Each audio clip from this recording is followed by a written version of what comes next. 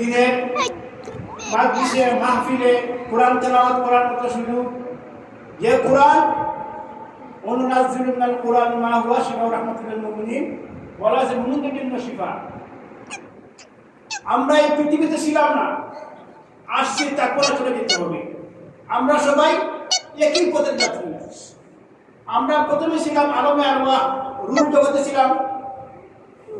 এরপরে আমাদেরকে দেওয়া হয়েছে কোথায়? মার জগতে, আলমে প্রথম মার পেটে ছিলাম কিছুদিন। এরপরে আসছি কি দুনিয়াতে।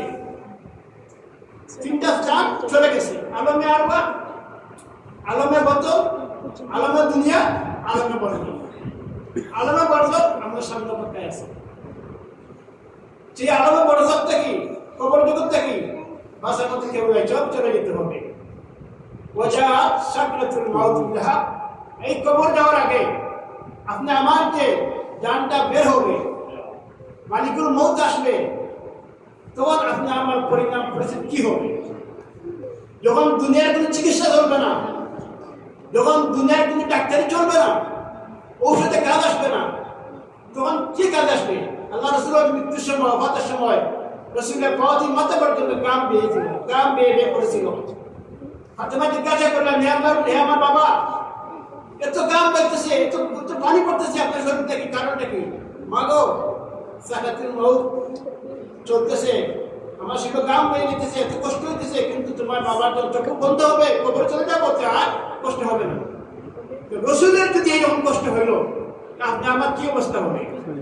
এই সাকরাতের সময়, সাকরাতুল মউত যে সময় আসবে, সাকরাতুল মউতের কষ্ট প্রত্যেকটা লোক করতে হবে।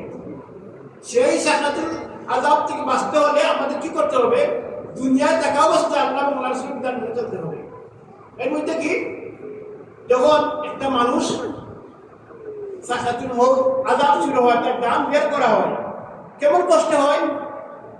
এটা উদাহরণস্বরূপ বলা যেতে পারে, যদি একটা জীবন্ত গরু আমরা কুরবানি দেই, যদি একটা জীবন্ত গরুকে আমরা জবাই না করে জীবন্ত অবস্থায় যদি তার খালটা বের করে নিয়ে আসি, কেমন লাগবে?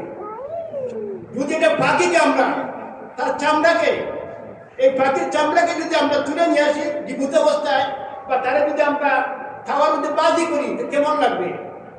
ঠিক তদ্রূপ একটা মানুষের যখন মালিকুল মউত আসে, সাকরাত শুরু হয়, সাকরাতুল মউত শুরু হয়, তার এত কষ্ট হয়, এত কষ্ট হয়, বলা হয়েছে 70 জন ফিরিস্তা না 70টা ফিরিস্তা তাকে মাটির মধ্যে দাবাই রাখা হবে। মাটির মধ্যে দাবাই রাখা হবে, সে মাটিতে ফিরিস্তা চায়, এত কষ্ট। এই সময় যদি